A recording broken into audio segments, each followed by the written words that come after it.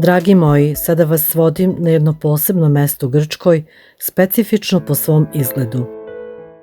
Krenuli smo sa severa Grčke iz mesta Neipori. Do kompleksa Meteora ima oko 140 km. Idemo autoputem za Atinu do skretanja za Larisu. Larisa je grad koji je sedište oblasti Tesalija. Pratimo put za Trikalu, a potom se odvaja put za Kalambaku. Tesalija je oblast koja ima najveću ravnicu u Grčkoj i njena površina se maksimalno obrađuje, tako da imaju i do 2 žetve godišnje. Okružena je planinskim vencima Olimpa, Osa, Piliona, Otrisa, Pinda i Agrafa. Reka Pinios teče kroz Tesaliju, ali je trenutno vodostaj jako nizak.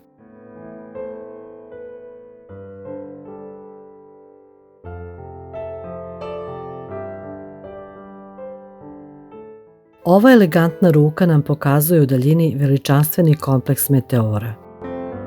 Meteori u prevodu sa grčkog jezika znači lebdeće stene. To je formacija vertikalnih stena koja se nalaze u zapadnoj Tesaliji. Ulazimo u gradić Kalambaka, simpatičan i lep grad, iznad koga se uzdižu veličanstvene stene. Ovaj kompleks čini veliki broj vertikalnih stena, čija visina ide i do 600 metara, a na pojedinim vrhovima nalaze se velelepni pravoslavni manastiri.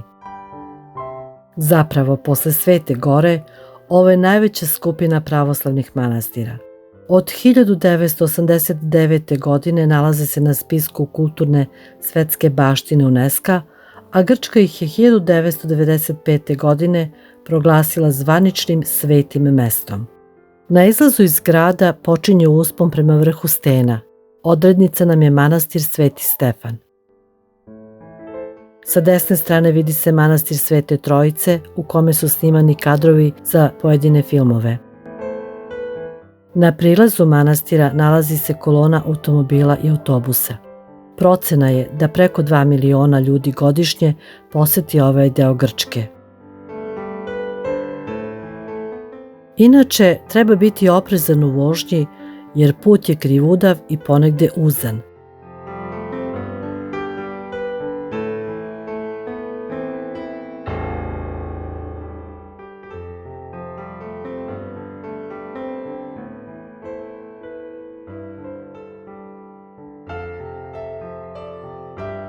Ovaj izlet mi je omogućila turistička agencija Fly Club, koju toplo preporučujem kao izbor za ovaj vid putovanja.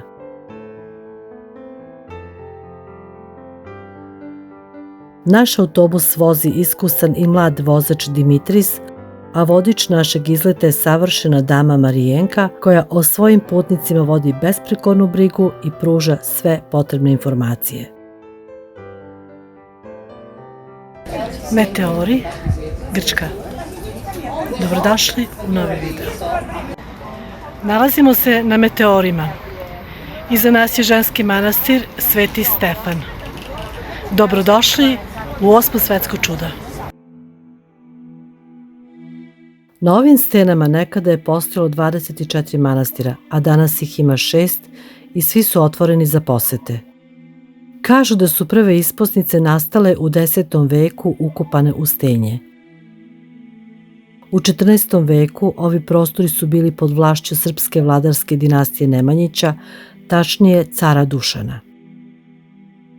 Po podacima iz Wikipedije, u liturgijskom rukopisu iz 1404. godine zapisano je da je utemeljitelj Svetog Stefana Antonije Kantakuzin, koji je jednim delom srpskog roda, sin srpskog vladara Ničifora i nećak Simeona Uroša Nemanjića.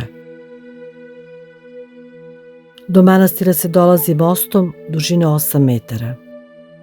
Manastir Sveti Stefan je od svih manastira najpristupačniji, tako da je najviše stradao u ratovima.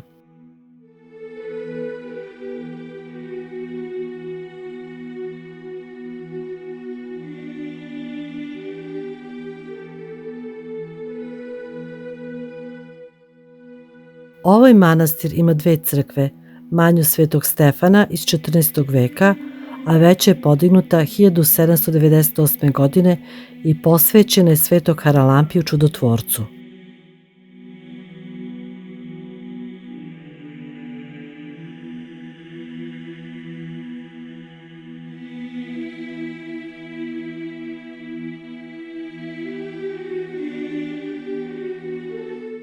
Crkve su izuzetne lepote, savršeni ikonostasi, duborezi, velelepne ikone. U crkvi Svetog Haralampija se čuva njegova lobanja, dar Dragomira, mađarsko-vlaškog vladara. Snimanje i slikanje ovih svetinja je zabranjeno, tako da tu lepotu čovjek mora da dođe i da vidi lično.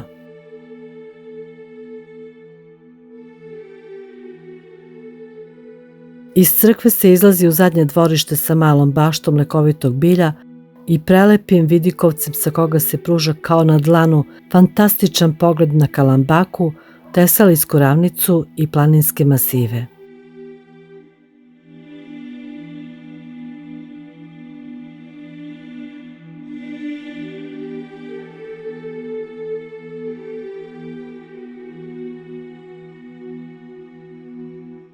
Dvorišta manastira su prelepa.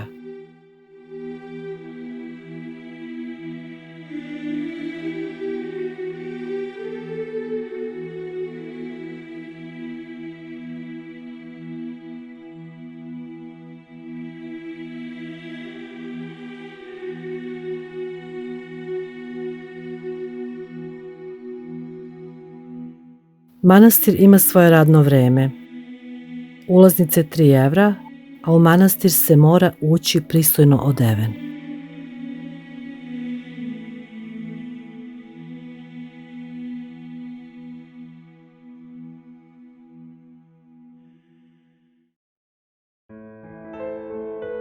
Put do manastira Varlam je živopisan i krivudav. Sa jedne strane put od ambisa obezbeđuju zidani kameni zidovi. Na jednoj od najviših i najstrmijih stena na visini od oko 400 metara sagrađen je manastir Varlam, drugi je po veličini u kompleksu Meteora. Prilaz manastiru je u totalnom zakrčenju sa vozilima. Konačno smo stigli u podnožju stene. Od naše vodičice dobijemo potrebne informacije i krećemo na uspon.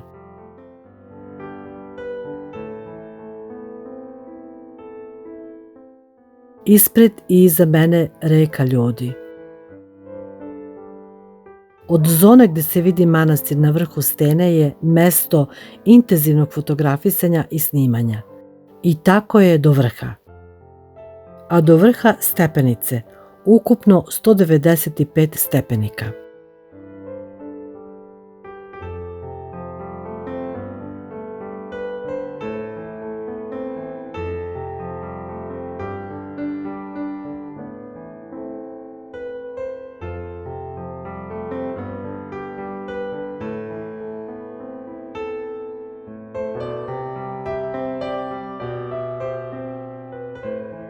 Manastir duguje svoje ime prvom isposniku koji je ovu stenu izabrao za svoje molitve i tu sagradio crkvu 1350. godine posvećenu trojici jerarha.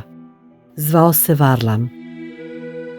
Varlam je ponovo obnovljen 200 godina kasnije, tačnije 1517. godine od strane braće Nektarija i Teofanisa iz Janjine. Izgrađena je glavna crkva, katolikon, 1542. godine i posvećena je svim svetima.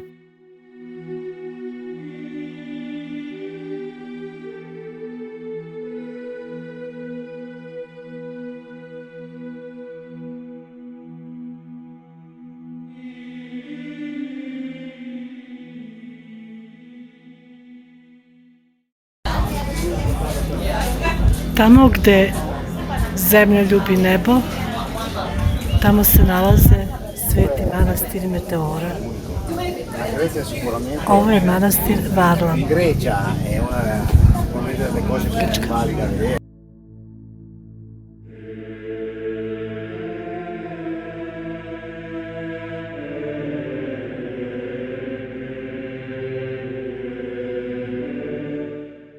Dok uživate u ovim prelepim kadrovima, da vam ukratko kažem šta ovaj manastir čuva u sebi, ali to nećete vidjeti u videu zbog zabrane snimanja i fotografisanja tih delova manastirskih dobara.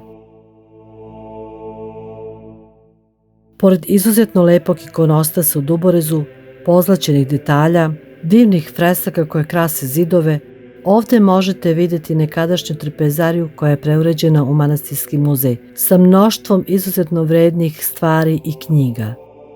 Nova riznica je izgrađena od kamena u kojoj se čuvaju izuzetni radovi izvezeni zlatom.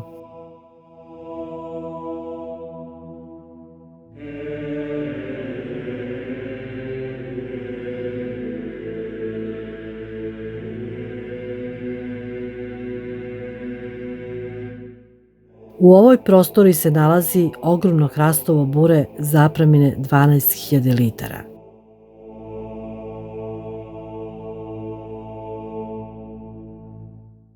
Neverovatno izgleda.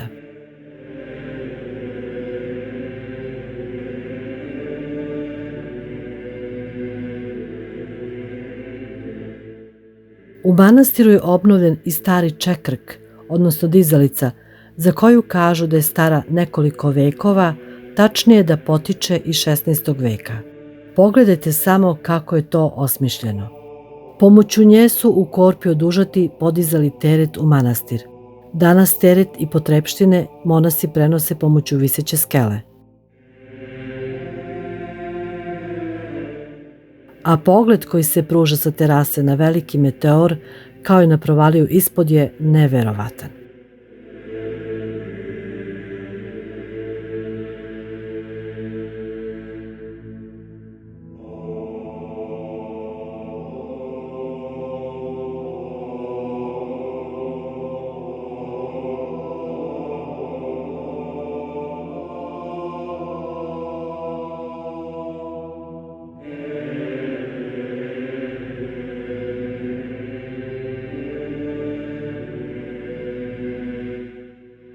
U manastiru ima i prodavnica suvenira, tako da svako može da kupi neku sitnicu.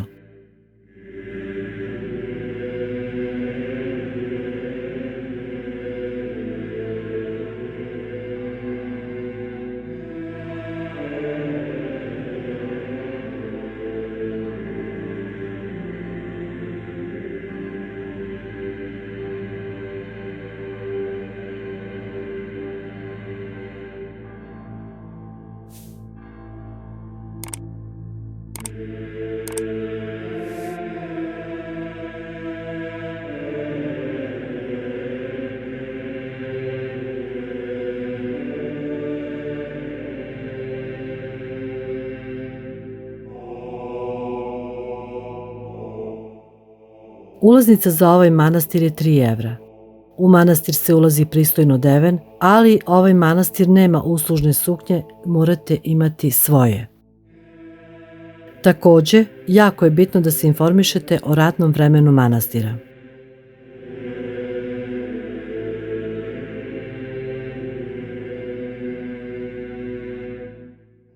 I na kraju, nadam se da ste uživali u ovoj video priči koju sam vam pokazala. I od mene topla preporuka. Ako ste u mogućnosti, obiđite ove svetinje koje se nalaze ni na nebu ni na zemlji. Iskustvo je neprocenjivo.